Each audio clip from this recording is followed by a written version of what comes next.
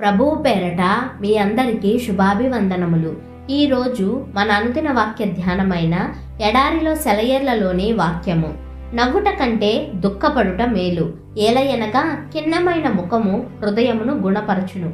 ప్రసంగి గ్రంథము 7వ అధ్యాయము 3వ వచనము. విచారం దేవుని కృప క్రిందికి వస్తే అది మన జీవితాన్ని ఎన్నో విధాలుగా ఫలభరితం చేస్తుంది. ఆత్మలో ఎక్కడో మరుగుపడిపోయిన లోతుల్ని విచారం వెలికి తీస్తుంది. తెలియని సమర్థతలను, మరచిపోయిన అనుభవాలను వెలుగులోకి తెస్తుంది. నవ్వుతూ తుళ్ళుతూ ఉండే వాళ్లల్లో లోతు ఉండదు. తమలోని సంకుచితత్వాన్ని వాళ్ళు గ్రహించుకోలేరు. ఆత్మ అనే నేలను దున్ని పూడుకుపోయిన సారవంతమైన మట్టిని పైకి తీసే దేవుని నాగలే దుఃఖం. అందువల్ల పంటలు బాగా పండుతాయి. మనం పాపంలో పడకుండా మహిమ జీవితాలే గడుపుతూ ఉన్నట్టయితే దేవుని సంతోషం అనే మందమారుతమే మనలోని నిపుణతలను వెలికి తీసే సాధనం అయ్యేది. కానీ ఈ పతనమైన లోకంలో మనలను మనకు అర్థమయ్యేలా చేయడానికి దేవుడు ఎన్నుకున్న సాధనం నిరాశతో కలుషితం కాని విచారమే. విచారంలోనే మనం దీర్ఘంగా లోతుగా ఆలోచిస్తాము.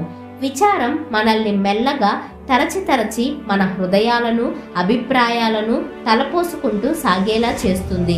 పరలోకపు జీవితంలోని మాధుర్యాలను మనలో పుట్టించేది విచారమే. దేవుని కొరకు, తోటి మానవుల కొరకు సేవ చేయడం అనే మహాసముద్రంలో మన సమర్పణ నౌకని నడిపించడానికి మనల్ని ప్రోత్సహించేది విచారమే. ఒక గొప్ప పర్వత శ్రేణి దగ్గర కొందరు సోమరి జనం నివసిస్తున్నారు. ఆ పర్వతాల లోయలను, దారులను వెళ్ళేప్పుడు పరిశోధించడానికి పూనుకోలేదు. ఒకరోజు ఆ ప్రాంతాల్లో పెను తుఫాను వచ్చింది. వాళ్ళున్న ప్రాంతం మునిగిపోయే ప్రమాదం వచ్చేసరికి తప్పనిసరి వాళ్ళంతా పర్వతాల్లోకి వెళ్లి నివాస స్థలం కోసం వెతకసాగారు.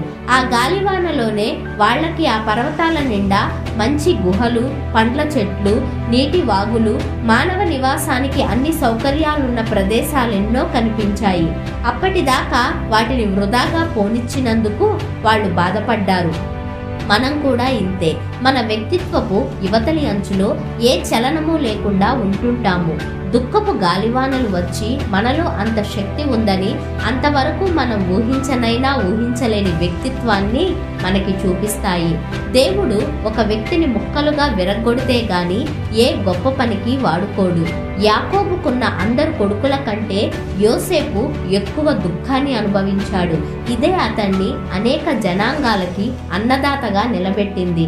అందుకే పరిశుద్ధాత్మ యాకోబు ద్వారా అతని గురించి ఇలా రచించాడు: యోసేపు ఫలించెడి కొమ్మ, దాని రెమ్మలు గోడ మీదికి ఎక్కి వ్యాపించును.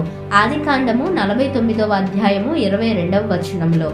ఆత్మ విశాలం కావాలంటే దుఃఖం అవసరం. నాగటి చాలు పైకి తెస్తుంది సారవంతమైన సేంద్రియాన్ని. నేర్పింది ఇది నాకో సరికొత్త పాఠాన్ని.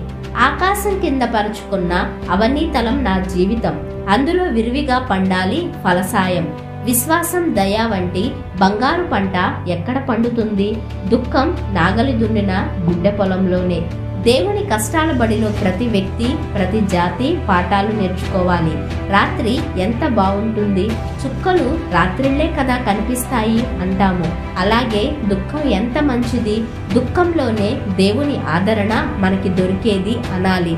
వరదలు వచ్చి ఒక అతని ఇల్లు, అతని జీవనోపాధి, సర్వస్వం కొట్టుకుపోయింది.